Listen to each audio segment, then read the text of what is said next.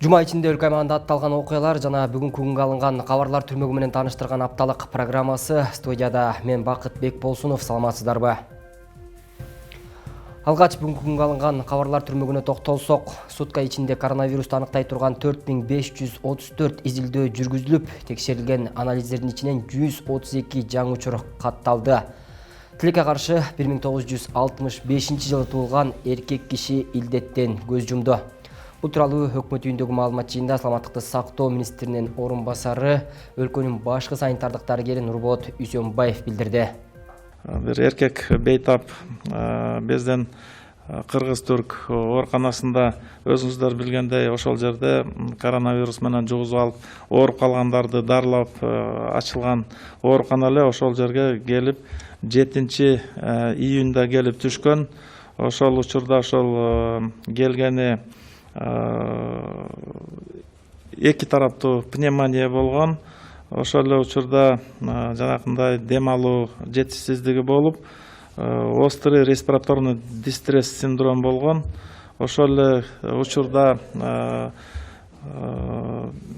дарылоо процесси жүрүп, ошо дарылаганга карабастан ал акыбалы дагы оорлошуп, күндөн күнгө өтүп келип отуруп, акырында дарылоо жыйынтыкты бербеген үчүн кийин текшерилип, ошол коронавирус инфекциясы деп жана күмөн саналып, подозрение алып, ошо больницага алып келип жаткызылган. Бул негизи тактикасы туура эле болгон. Бирок ошентсе дагы мына коронавирус инфекциясынан ошо каардуу жагы мынакей чыгып калды. Болгон дарылоо аракеттери жүргүзүлгөн. Жанакындай искусственный вентиляция легких аппараттардын баары кошулуп, ал жерде болгон күч аракеттер жумшалды эле. Бирок ошентсе дагы мына жыйынтыгын бербей, дарылоо реанимациялык шарттардын баарын колдонгонго карабастан, мына кечээ күнү бул бейтабыбыз каза болуп калды. Буга катар эле өлкөдө коронавирус жуктурган бейтаптардын 544-ü ооруканаларда дарыланууда, 252 киши үй көзөмөлүндө болууда. Министрдин орун басары билдиргендей, ооруканада болгон 544 адамдын ичинен 34 бейтаптын абалы оор, 6 киши жандандыруу бөлүмүндө жатат. 110 адамдын абалы орточо оор, 400 бейтаптын абалы канааттандырарлык. Ошондой эле 252 бейтапта оорунун белгилери жок болгондуктан жаңы алгоритмге ылайык алар үй көзөмөлүндө болууда деди. Ал эми обсервацияда 1336 адам жатат. Коронавирус жуктургандар менен 11609 жаран байланышта болгон. Байланышта болгондордун саны эпидемиологиялык изилдөөлөрдүн жүрүшүндө өзгөрүшү ыктымал. Белгилей кетсек, 19-июнга карата Кыргызстанда коронавирус илдетин жуктурган 2789 учур катталды. Илдеттен 1961 жаран айыкса, коронавирус жуктурган 32 жаран көз жумду. Кырдаалды көзөмөлдө кармап, анын курчушуна жол бербөө үчүн жергиликтүү бийликтин жоопкерчилиги чоң деп баса белгиледи Кыргыз Республикасынын президенти Сооронбай Жээнбеков бүгүн 19-июнда Чакан курамдагы коопсуздук кеңешинин жыйынында. Бул тууралуу президенттин аппаратынын маалыматтык саясат бөлүмү билдирет. Мамлекет башчысы бул тууралуу өлкөнүн айрым шаарлары менен райондорунда өзгөчө кырдаал режими алынып, комендатуралардын иши токтогондо эле эскерткендигин эске салды. Ал облустардын жетекчилеринин, райондордун акимдеринин, шаар мэрлеринин кырдаал үчүн жеке жоопкерчилигин дагы бир ирет баса белгиледи. Сооронбай Жээнбеков коомдук транспорт илдетти жугузуп алууда дагы деле эң кооптуу жай боюнча калып жатканына көңүл бурду. Талаптарды аткарбай жаткан коомдук транспорт компанияларына карата тийиштүү чаралар көрүлүшү керек. Ресторан, кафелерге уруксаат берилген. Бирок аларда коюлган талаптарды так аткарууга милдеттүү деп белгиледи президент. Мамлекет башчысы бул илдеттин алдын алууга, ар бир жаран катышууга жана дарыгерлердин айткандарын аткарууга милдеттүү экенин кошумчалады. Айрым жарандар өздөрү оорубай, бирок вирусту алып жүрүүчү катары коомдо коркунуч жаратып жатканын баса белгиледи. Ошондуктан коомдук жайларда беткап режимин катуу сактоо, оорунун белгилери байкалса обочолонуу талаптары актуалдуу бойдон калууда деп белгиледи Сооронбай Жээнбеков. Президент илдетти жугузуп алуу тобокелдиги чоң болгон кары картаңдарга кам көрүүнүн күчөтүүнүн өзгөчө зарылдыгын баса белгиледи. Мындан сырткары чет элден келип 14 күнгө карантинге, обсервацияга алынгандар катуу көзөмөлдө болушу керектигине көңүл бурду. Себеби коомчулукта ушул сырттан келгендер эле жугузбаса, кайдан жугуп жатат деген сөздөр арбын. Президент Сооронбай Жээнбеков республикалык штабка, саламаттыкты сактоо министрлигине, облус жетекчилерине, район акимдерине жана мэрлерге илдет менен күрөшүү темпин мурдагыдан да күчөтүү талабын койду. Ысык Көл облусунда 1-июндан тарта туристтердин коопсуздугун сактоо боюнча иштер жүрүп жатат. Бул тууралуу өкмөттүн Ысык Көл облусундагы ыйгарым укуктуу өкүлү Акылбек Осмоналиев брифингде билдирди. Анын айтымында санитардык нормаларды аткаруу боюнча өкмөттүн токтому, саламаттыкты сактоо министрлиги жана Маданият, маалымат жана туризм министрлигинин талаптары иштелип чыккан. Талаптар боюнча жергиликтүү бийлик органдары тиешелүү иш-чараларды жүргүзүүдө. Биз бүгүнкү күндө ар бир пансионаттын жетекчилигин чакырып, район, шаарларда окууларды өткөрдүк. Окууга келбеген бир дагы санаторий же пансионаттын жетекчилиги калган жок. Аларга саламаттыкты сактоо министрлиги койгон 12 талаптын ар бири кандай аткарылыш керектиги айтылды дейт ал. Осмоналиев учурда кемчиликтер жоюлуп, туристтик сезонго даярдык иштер жүрүп жатканын айтты.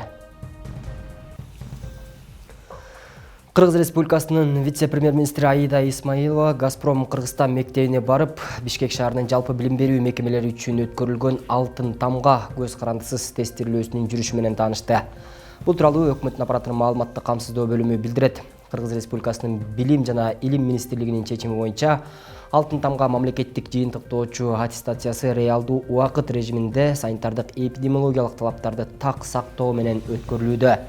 Дене тапты байланышсыз аныктоо, колду дезинфекциялоо, жеке отургучтарды бири-биринен 1,5 метр аралыкта жайгаштыруу орун алып, коридорлордо жана эс алуу жайларында адамдардын топтолуусуна жол бербөө максатында талапкерлердин келүү графиги иштелип чыккан. Өзгөчө үлгүдөгү аттестатты алууга талапкерлер ыкчамдык жана объективдүүлүк максатында тестти планшет аркылуу тапшырышат. Ал эми анын жалпы жыйынтыгы бүтүрүүчүгө жана байкоочу эксперттерге автоматтык түрдө жеткиликтүү болот. Белгилей кетсек, 2019-2020 окуу жылында 1345 бүтүрүүчү өзгөчө үлгүдөгү аттестат алууга талапкер болуп саналат. Өткөн жылы алтын тамга сынагына 1148 окуучу катышкан. Анын жыйынтыгы боюнча 182 окуучу өзгөчө үлгүдөгү аттестатка ээ болгон. Алтын тамга мамлекеттик жыйынтыктоочу аттестациясына катышуу милдеттүү болуп саналбайт. Ар бир талапкер ага өз ыктыяры менен катыша алат. Бишкекте сентябрь айына чейин бардык кызматтар көрсөтүлгөн бирдиктүү калкты тейлөө борбору ачылат. Бул тууралуу өкмөт үйүндөгү маалымат жыйынында мамлекеттик каттоо кызматынын төрагасы Акын Мамбеталиев билдирди. Анын айтымында ал борбордо бир эле каттоо кызматынын эмес, башка, мисалы салык органдарынын кызматтары дагы көрсөтүлөт. Ал жерде бир гана мамлекеттик каттоо кызматынын эмес, башка органдардын кызматкерлери отурат же алардын онлайн сервистери болсо, аларды кошуп бир мекеме кылып ачабыз. Жарандар ал жака келип бир жерден соцфонд болобу, салык кызматы болобу же башка органдардын кызматтарын ала алышат деди ал. Ал андан тышкары жыл аягына чейин өлкө аймагында дагы 7 калкты тейлөө борбору ачыларын билдирди. Кече 18-июнда болжол менен саат 13:50 чамасында Ош облусунун Кара Суу районундагы Жаңы Турмуш айылында турак үйдөн өрт чыккан. Бул тууралуу Өзгөчө Кырдаалдар министрлигинин басма сөз кызматы билдирет. Маалыматка ылайык өрттүн кесепетинен 3 турак үй жана 2 сарай толугу менен күйүп кеткен. Мындан сырткары дагы 2 турак үйдүн чатырлары күйгөн. Өрттүн жалпы аянты 615 чарчы метрди түздү. Тартылган күчтөрдүн жардамында өрт саат 15:18 чектөөгө алынып, саат 18:50 толук өчүрүлгөн. Өрттүн чыгуу себеби жана келтирилген материалдык чыгымдар такталууда. Жабыркагандар жана каза болгондор жок. Программабызды улантабыз. Эми кезекти жума ичинде Ош облусу боюнча кабарчыбыз Гүлжан Ажиматова даярдаган чакан баяндарга берели. Онлайн жакталган дипломдук иштер Кыргызстанда жогорку окуу жайлардын студенттеринин басымдуусу жыйынтыктоочу сынактарын тапшырып бүтүштү. Бүтүрүүчүлөр мамлекеттик сынак менен катар дипломдук иштерин да онлайн жактап жатат. Өлкөнүн миңдеген студенттери быйыл окуу жылын үйдөн аяктоодо. Онлайн салттуу сынактардан эмнеси менен айырмаланат? Бүтүрүүчүлөр үчүн ыңгайлуу болду же тескерисинче техниканы иштете албай жүдөп, студенттерди санаага салдыбы? Кабарчыбыз айтып берет. Конечно, необычный сезон болуп атат, мындай мурда постоянно барып катышып жүргөн болсок, бирок айырма деле жок. Нуркыз Абдымаликова Ош мамлекеттик университетинин колдонмо информатика багыты боюнча 2-чи курстун студенти. Виртуалдуу мейкиндикте комиссия мүчөлөрү менен баарлашып, үйдөн чыкпай эле экзамен тапшырууда. Мамлекеттик сынакты тапшыруудан мурда абдан сарсанаа болгон, бирок ал комиссия менен онлайн кездешүү алда канча жеңил өткөнүн белгиледи. Бизде университеттен эскертүүлөр берилип, ошол күнкүгө даяр болгула деп обзорный лекциялар болуп, мындай класс бар, мындай киресиңер, сатынчада болот деп эскертүүлөр болуп аткан, күндө эле лекциялар өтүп аткан үчүн азыр кыжыгачылык болгон жок. Баары ошол күнкүгө даяр болушкан да. Жумагүл Жээнтаева мамлекеттик аттестациялык комиссияга төрайымдык кылууда. Ал буга чейин салттуу сынактарга катышып келген. Айтымында аралыктан байланышуу аркылуу студенттин билимин ошол эле деңгээлде сыноого мүмкүн. Дистанттык ыкма менен сынак алуу ыңгайлуу экендигин белгилеп, ошентсе да техникалык мүчүлүштүктөр орун алып, кыйынчылыктар жаралышы мүмкүн экендигин айтат. Бул мурдагы салттыкка караганда азыр мында да чындыгында бир аз кыйын. Себеп дегенде баягы студенттер онлайнга чыгып калат, анан кандайдыр бир техникалык байланыштарга, интернеттин ылдамдыгына байланыштуу студент программадан чыгып кетиши мүмкүн. Ошол мезгилде биз өзүбүз деле кыжалат болуп атабыз. Себеби ал чыгып кетип бир 5 мүнөттөн ашып кетсе, кайра биз комиссия талкуулап, ал студентти кайра киргизебизби, же эртеңки калтырабызбы деген суроолор жаралып калышы мүмкүн. Окуу жайдын жамааты биз үчүн чоң деле жаңылык болгон жок дешет. Университет буга чейин онлайн ыкманы пайдаланып келген. Дипломдук ишин онлайн көрсөтүү жана мамлекеттик сынакты аралыктан берүү айрым адистиктин талабы үчүн туура келбей калышы ыктымалдыгын эске алышып, бүтүрүүчүлөргө алдын ала талаптарды коюшкан. Анткени математика жана информациялык технологиялар факультетинин өзүндө эле 12 адистик бар. Алардын айрымдары практикалык аткарыла турган көнүгүүлөрдү да жасап калышы мүмкүн. Математиктерде мисал чыгаруу боло турган болсо, алар өздөрүнүн барактарына чыгарып, аны ошол сүрөтүнү камерага көрсөтүп, болбосо сүрөткө тартып, аны тех катчыга комиссия мүчөлөрүнө жөнөтүп текшертип алса болот. Ал эми мына информациялык технологиялар багытында адистерге алар биз өзүбүздүн бүтүрүүчүлөргө 2 ноутбук менен чыккыла деп талап койгонбуз. Интернети бар жерге отуруп, свет өчпөй турган, ушул Wi-Fi камсыз боло турган жерге отуруп, бирөө ноутбуктан, жок дегенде бир телефондон, ошондо 2 устройство талап кылынат экен. Студенттердин экзамен тапшыра турган студенттердин тизмесин атайын күтүү залы бар. Мына ушул жерден көрүп турабыз. Бул тизмеде баардыгы буга чейин экзамен тапшырып кеткен студенттердин тизмеси турат. Университеттин Уларбек Молдаяров башында турган программисттери өлкөдө жарыяланган карантиндик иш-чаралардан кийин эле вебинар чекит Ош-суу чекит KG деген платформасын иштеп чыгышкан. Окуу жайларда билим берүүнү улантуу үчүн техникалык жана программалык каражаттар керек болот. Билим берүү жана Илим министрлиги программалык каражаттарды пайдаланууну ар бир окуу жайдын өзүнө койгон. Программисттердин командасы коопсуздук жана бардык материалдарды толук сактап, архив түзүү максатында ыңгайлуу программаны ишке киргизишти. Open source'тук программа бар, Бекбулубат деген. Мына ушул программаны алып, биздин буга чейин пайдаланып аткан программаларыбыз менен маалымат алмашуу мүмкүнчүлүгүнө жеткирип, өзгөртүп иштеп чыктык. Бүгүнкү күнү ушул программанын жардамында жалпы жыйынтыктоочу экзамендер, мамлекеттик аттестациялык экзамендер мына ушул программанын жардамында жүргүзүлүүдө. Бул программа онлайн форматта, интернет байланышы бар, бардык жерден чыгуу мүмкүнчүлүгү бар. Мамлекеттик экзамендерин ийгиликтүү тапшырып алган бүтүрүүчү Айгүл Дүйшөбаева педагогика багытында билим алды. Бүтүрүүчү үчүн акыркы айларда дистанттык окуу бир топ ыңгайлуу болгон. Дипломдук ишин коргоодо кыйынчылык болбогондугун айтат. Айрымдары эле интернеттин жакшы иштебей калгандыгына нааразы болушпаса, азыр жаштардын дээрлик баары интернетти жакшы өздөштүрүшкөн. Ошондой эле студенттер үчүн сарамжалдуулук да жакшы болгондугун айтат. Оңой болду да. Бир жагыча телефондон окутуруп, эч жака чыкпай, жол кире бир нерселер чыгаша жок да. Анан бир жагы ушул жака келип тапшырганыбыз дагы жакшы эле. Досторубузду көрүп, Көпчүлүк баары эле телефон, интернет колдонгондуктан кокустан келген пандемия учурунда студенттер менен мугалимдер үчүн аралыктан окутуунун техникалык оорчулугу болгон жок дешет. Ошентсе да студенттерди оңой маалымат алуу жолуна түшпөй, өз алдынча ой жүгүртүүгө, анализ жасоого үйрөтүш керектигин айтышат. Билим берүү жана Илим министрлигинин буйругуна ылайык жогорку жана орто окуу жайларында дипломдук иш, мамлекеттик экзамендерди өткөрүү онлайн түрдө өтүп, экинчи курстун студенттери тапшыра турчу кыргыз тили жана адабияты, Кыргызстан географиясы жана Кыргызстан тарыхы боюнча мамлекеттик экзамен 2020-жылдын күзгү семестрине жылдырылды. Гүлжан Ажыматова, Бектур Калыбек уулу, Ош шаары. 25 майдан тарта Ошто коомдук унаа, автобустар жана троллейбустар иштеп баштады. Июндан тарта кичи маршруттук унаалар да жүргүнчүлөрдү тааш башташты. Аралыкты жана санитардык ченемдерди так сактоо боюнча катаал талаптар коюлат. Жүргүнчүлөрдүн баары бет кап тагынууга милдеттүү.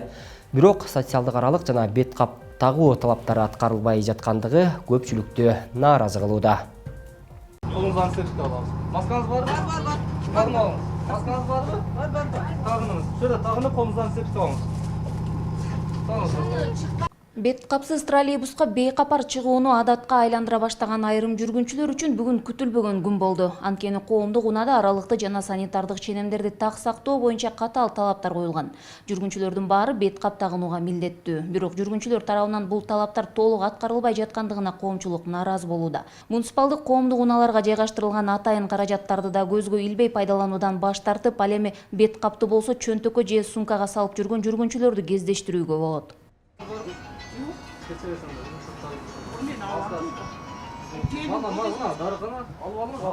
турасызбы? 5 минутта келет. Жок, 5 минут эмес, көп болду да. 5 минутта аз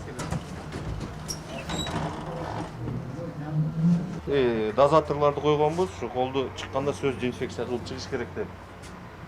Эскерткенде масканы тагып атат да, ага чейин маскасы бар жанында. Ушу таккандан жеригет да. Анын кээрлерди багы дем алганда кыйналып атам дейт. Транспортта көп болсо бир 20 минут, 30 минут жүрөт. Каражат бөлмөсү ham эл маска тагынбайт, көбүнчө жаштар маска тагынбайт ошо. Маска тагынып, ден соолук болуш керек да. Биз азыр эле келип калдык да, мындай болушун билген жок эле. Ошо азыр мына жерде да аптека жок, ошо таппадым, ошол учурдан маска ала албадым. Болгондо эми бул мен өзүм катачылыгымды сездим. Эми мындан бул жака тагып жүрөм. Ош шаарында коомдук транспорт белгилүү эрежелердин негизинде ишке кирген. 30 жылдан бери айдоочу болуп иштеп келген Нурулло Жороев ушул күндөрү жүргүнчүлөр менен келишпестиктер көп орун алып жаткандыгын айтат. Эрежелерди сактоого чакырган айдоочунун сөзүнө кулак салбай, өз билемдик менен талаптарды аткарбаган жүргүнчүлөр көбөйдү дейт ал. Чоңдор, пенсионерлер урушуп атат наболот. Ромолум жап балам дейт, андай деп нагли кетип атат, түш десе сөкүп атат. Кулак салбай атат, салгандар, түшүнгөндөр түшүнүп болуптур деп сразу түшүп калып атат. Бирок эле урушуп атат нагли. Мен шашылып атам, мен андаймын, мындай дейт. Али менен урушуп, сөкүшүп сез балага каласыз. Коомдук транспортто вирусту жугузуп алуу тобокелдиги абдан чоң экендигин адистер айтып коңгуроо кагышууда. Айрыкча улуу мундагы жарандар менен иммундук тутуму начар жарандар санитардык талаптарды сактоо менен мүмкүн болушунча өзүн өзү изоляцияга алуусу керектигин айтышууда. Коомдук жайларда талаптарды аткаруу биз үчүн эле жасалып жаткандай деп айтат кезекте турган медайым. Бардык келген автомобильлерге, троллейбус бардыгын айтып атабыз. Бардык пассажирлерге, шофёрге маска таксын деп без конца. Еще есть неисправимый. Без конца бардыгын поголовно токтотуп чыгып айтып атабыз. Негизи көпчүлүк мындай маска тагынбай, мындай кайдыгер болуп атабы? Конечно, азыр основной үчү да контакт болуп, тем более общественное место. Без конца айтып атабыз, жакын отурбай, көп ала деп, маска так деп. Элден нени байкап атасыз? Көбүнчө маскасыз эле жүрүп атышабы? Ооба, бизди постке келгенде масканы такат да, бизден өтүп масканы чечип кетет. Только для нас одевает они маску. Ушундай эле эрежелерди сактоо талабы менен кичи маршруттук унаалар да иштөөдө. Шаар ичинде кичи маршруттук унаалар көп болгондуктан алгач жаңы ишин жандандырган айдоочуларга иштөө мүмкүнчүлүгү берилген. Бирок шаар боюнча жалпы 800дөн ашуун унаалардын каттамы 2 эсеге кыскарган. Акыркы күндө кичи унааларга да рейдтерди өткөрүүгө мажбур болушту. Мындан улам азыр көпчүлүк унааларда талаптарды сакташууда. Ноантисептик ноке. Начасам чачылат. Okular. Men жуу таза тряпкандамын.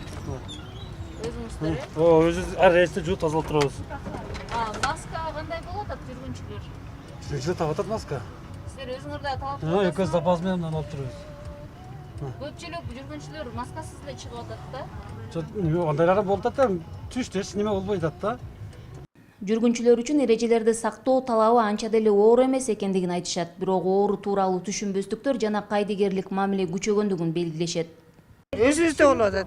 Кээде тагынып, кээде тагынбай, кээде өткөндө телевизордон деле берди го. Эмне маска тагынбай атасың сен? Мен бул микробтун баарына ишенбейм деп койду. Ушундай ар кандай болуп атат да. Бирок эми дүйнө чөгүлүп аткандан кандай ишенбейт? Ишениш керек да. Ишениш керек, этияттаныш керек. Эми түшүнбөстөн болсо, ооруп калса, анан дагы бирөөлөрдү көбөйтүп, жуктуруп, оорунун санын көбөйтүп атышат да, ушул токтотууга эми каршы чыгып аткан болуп атат да, мындай айтканда.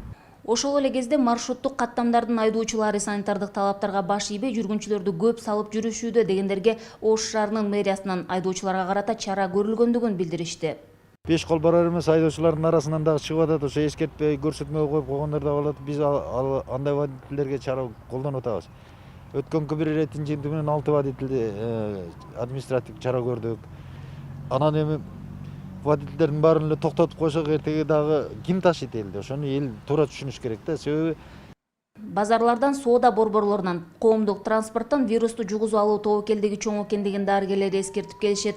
Ошондой эле алар эпидемиологиялык абалы начар шарттарда талаптарга кайдыгер мамиле жасоого чакырышууда. Гүлжан Ажыматова, Бектур Калыбек уулу, Ош шаары. Учурда өлкө аймагында 20 миңге жакын чет элдик студент билим алып жатат. Билим берүү жана илим министрлигинин маалыматына ылайык, учурда Кыргызстандагы жогорку окуу жайларда дүйнөнүн 64 мамлекетинен келгендер окуйт. Алардын басымдуу бөлүгү Индия, Пакистан, Казакстан, Өзбекстан, Тажикстан жана Россиянын жаштары. Ош шаарында Индиядан келген чет элдик студенттер басымдуулук кылат. Алардын бири Ашраф Мохмат аттуу студент кыргыз тилин үйрөнүп, Манастан үзүндү жаттап, Чыңгыз Айтматовдун чыгармаларын окуп чыккан. Кыйын барбы кыргыз балта чаппаган, кыржан барбы кыргыз кыргын таппаган, кылымдарды атты калбай өчүрдү, кыргыз элин кыран мана сактаган. Кадимки Манастан үзүндө айткан индиялык студент Ашраф Махмат 3 жыл мурун Ош шаарына билим алуу үчүн келген. Дарыгер болууну эңсеп келген студент эл аралык медицина факультетинде билим алып баштаган. Кыргыз тили сабагына катышкан чет элдик студентке бул тил жакын сезилип, аны тереңдетип үйрөнүүнү чечкен. Кыргыз тилин кызыгып үйрөнгөн студент Чыңгыз Айтматовдун чыгармаларын окуп баштаган. Жамиля менен Даниярдын сүйүүсү индиялык студентке өзгөчө таасир калтырган. Чыңгыз Айтматовдун чыгармаларын жакшы көрөм. Мисалы үчүн Сейит монолог, Жамила повестинин. Көзүн албай карап муңгайым, ал ырда сатынып калат теребел. Анткени менен ырдай бербет көбдели, ашыктыктын ырын сөзүн мунканып, анда санда карап коюп жеңгеме. Данияр жок, кетти бир күн айылдан, тиги жакка кетти деги ал көрган. Баарыбызды жуутуштуп белгезги, аны менин көшө кетти Жамилам. Ашраф да ушул чыгарманы мыкты аткарып, республикалык чет өлкөлүк студенттер арасында өткөн эл аралык сынакта баш байгени багындырып алган. Чет өлкөлүк студенттин айтымында Кыргызстанда жашап окуп жүргөн студенттердин көбү орус тилинде сүйлөшөт. Бир аз аракет кылсан, андагы кызыгуу болсо кыргызчаны оңой эле үйрөнүп алса болот дейт ал. Кыргыздын каада салттарына суктанып, кыргызча макал лакаптарды, табышмактарды да үйрөнгөн. Ошондой эле эми адабий чыгармаларды көп окуп, мындан да бул тилди жакшы өздөштүрсөм деп турган чагы. Мен дагы чыгармаларын окуюп, себеби мен кыргыз тилин жакшы көрөм. Бул жерде Байдылдай Сарнагай айтып, эне тилин билбеген элин сүйүп жаратпайт, эне тилин билбеген элин сүйүп жаратпайт. Кыргыз тили Ашрафтын өз эне тилинен бир топ айырмаланат. Бирок айтылуусу да, мааниси жактан да окшош бир топ сөздөр бар экен дейт. Англис тилинде эркин сүйлөгөн студент орус тилин өздөштүрүп жатып, кыргыз тилин да үйрөнгөн. Азыр орус тилине караганда кыргыз тилинде жакшы сүйлөп, чыгармаларды окуп калды. Жада калса кыргызстандык Насыр аттуу дос күтүп, байланыш аркылуу тилин өнүктүргөн. Айтуусунда аракет кылса, эне тилди тез өздөштүрүп сүйлөп кетсе болот, болгону эрк керек дейт чет өлкөлүк студент. Мен кыргыз тили 3 ай үйрөндүм. Менин кыргыз окутуучулар Алтынгыз Маматова эжеке менен сабакта сырткары кыргызча сүйлөшүп турам. Жана менин кыргыз досум бар, аты Насир. Ал дагы жардам берет. кыргыз тили жана индус тили менен такыр бакша. Бирок окшош сөздөр көп. Жана мисал үчүн сабак, дарваза, асман. Педагогика илимдеринин кандидаты доцент Мастура Шарипова азыркы учурда тилге болгон чакырык төмөн болуп жаткандыгын айтат. Мамлекеттик тилде иш алып барып, анан сыйлоо окутуучунун гана милдети эмес.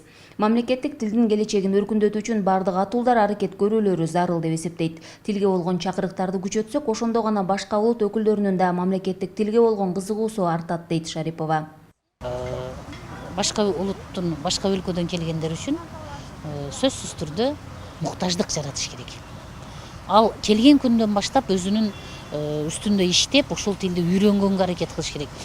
Тилди үйрөнүү бүгүнкү күндө өтө деле татаалдыкты туудурбайт. Бүгүнкү күндө тилди үйрөнүүгө сөздүктөрдүн, мына соц тармактардагы, биздин чөнтөк телефонубуздагы мүмкүнчүлүктөр деле тилди үйрөнүүгө шарт түзүп атат го.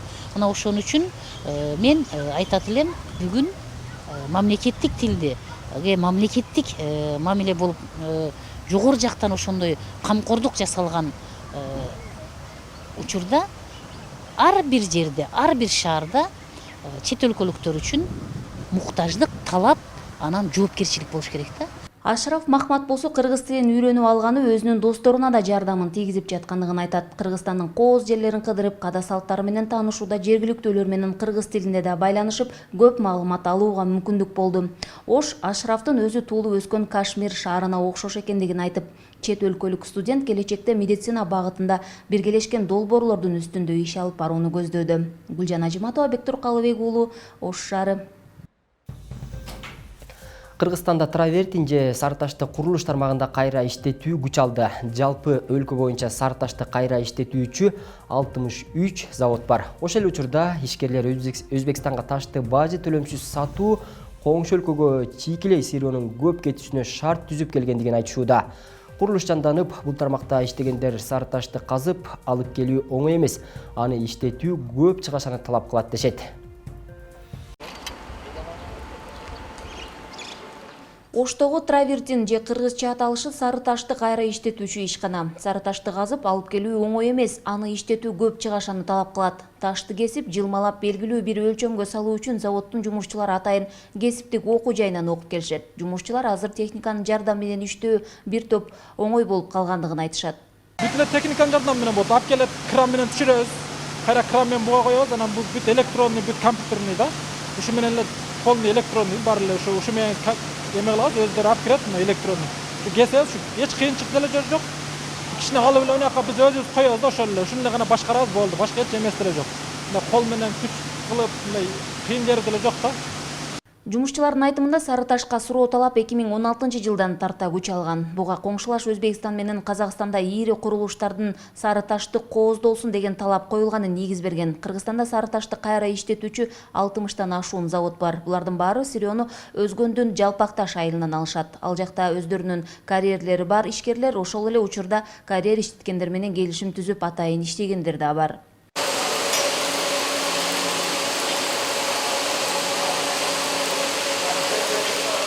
Жалпысынан Жалпак таш аймагында сары таш казылып алынуучу 34 карьер бар деп эсептелинет. Бүгүнкү күндө алардын туруктуу иштеп жатканы 20га жакын. Кыргызстандын түштүк областтарында сары ташты кайра иштетүүчү 62 завод болсо, алардын көпчүлүгү Ош областында. Ишкана Орус-Кыргыз өнүктүрүү фондунан 380 000 АКШ долларын алып, ага толугу менен сары ташты кайра иштетүүчү жабдык алган. Айына күнүнө алганыбызда деле продукциябыз квадрат менен эме кылабыз. 500 квадраттан 1000 квадратка чейин айына бир 15 000 средний 15 000 квадрат чыгарабыз. Бизде жумушчу бардыгы биригип 60 адам иштейт. Кыргызстандагы сары таш иштетүүчү заводдор кубатына жана жабдыктарына жараша 10-20 000 чарчы метр сары ташка экспорттоп чыгарышат. Бул сыяктуу жана башка ата мекендик өндүрүштө айыл чарбаны өнүктүрүү багытында Орус-Кыргыз өнүктүрүү фондунун тарабынан 1800дөн ашуун долбоор иштөөдө. Ош облусунун аймагында 50гө жакын ишкана иштеп жатат. Жергиликтүү бийлик өндүрүштүк ишканалардын карантиндик чаралардан кийинки көйгөйлөрү менен таанышты. Жаңы жана карантинден чыккандан кийин ошол эле маалда мындай товары бат-баттан өтүп кетпей калып атат да. Экинчиси ушул акча каражатынан кээ бирөөнүн көйгөйлөрү бар. Аларды да биз сунуштап атабыз. билесиздер, аймактарда өнүктүрүү боюнча да атайын акчалар бөлүнүп атат. Ошолорго дагы биз булардын проектлерин колдоп берип атабыз, өкмөт жакка жөнөтүп.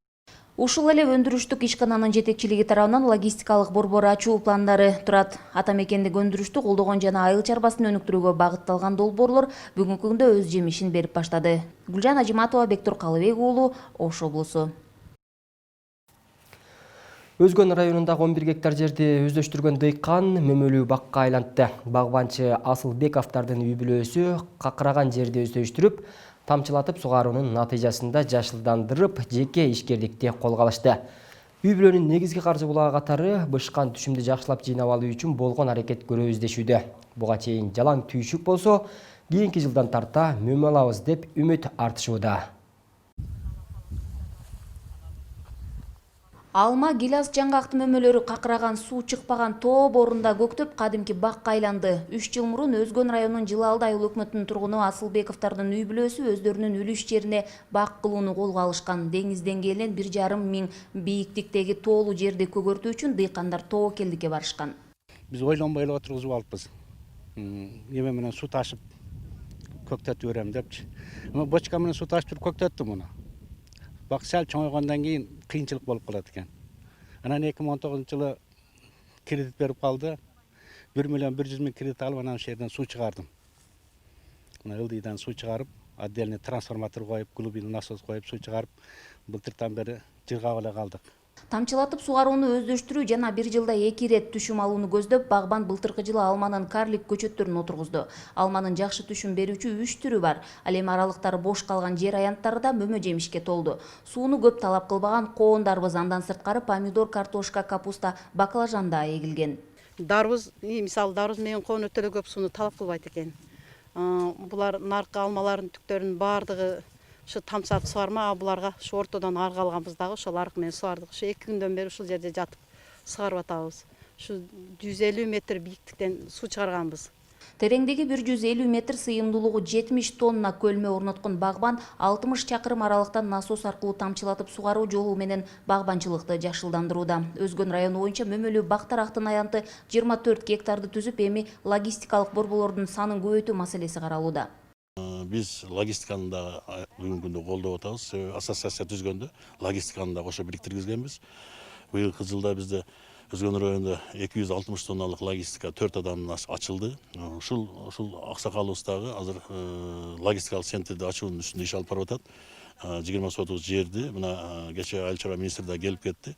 Азыр айыл чарба министрине жетти. Кудай кааласа бул чечилип калган болсо, мына ушул жерден өндүрүлгөн алмалардын баардыгы ошол сакталып, анан жанагы логистикалык сакталганда билесиздер, баягы пышкандагыдай болуп сакталат экен. Жаңы жылдан кийин ачышып, өздөрүнүн экономикасын көтөрүүнүн үстүндө иш алып барып атат. Багбандардын маселелери да түйшүктүү, анткени жерди иштетүүдөн тарта көчөт отургузуу маселесинде каражат сарпталат. Үнөмдүүлүк жана түшүмдү көп алуу мүмкүнчүлүктөрү үчүн Ошто атайын топ иштеп жаткандыгын өкмөттүн Ош областындагы өкүлү билдирди.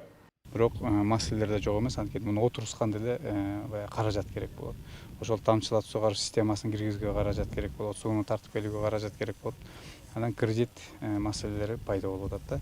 Анан бул өндүргөн продукцияны кайра сактоо жана логистикалык борборлор деп атабыз. Ар бир райондо эмес, айылдарда да сурай башташты. Эмне үчүн дегенде баягы аянттар көбөйүп атат да. Былтыртан бери биз ушул проектлерди даярдап, ишкерлер менен биргеликте, анткени баардыгы эле бизнести жакшы түшүнө бербейт да. Мисалы дыйканчылыгын кылат, фермер фермерлигин кылат. Аларга ошо биз бир көмөкчү группасын түзүп бергенбиз. Багбандар түшүмдү жыйнап алгандан кийин эле ички жана сырткы рынокко алып чыгууда арзан баа боло тургандыгын айтышып, андыктан аны сактоо үчүн логистикалык борборлорду ачууну көбөйтүүнү көздөшүүдө. Багбан Асылбековдардын үй бүлөсү да ушундай борборду ачабыз деп камынып турушат. Гүлжан Ажиматова, Бектур Калыбек уулу, Ош облусу. Бул аптага алынган жаңылыктар мына ушулар болду. Ушул жана башка кабарлардын топтому менен UHW Чекит, Азия ТВ Чекит KG сайтынан жана Facebook, Instagram баракчаларыбыз аркылуу дагы таанышып турсаңыздар болот. МК аптанын жагымдуу жаңылыктарынан көрүшкөнчө аман болуңуздар, кечиңиздер көңүлдүү улансын.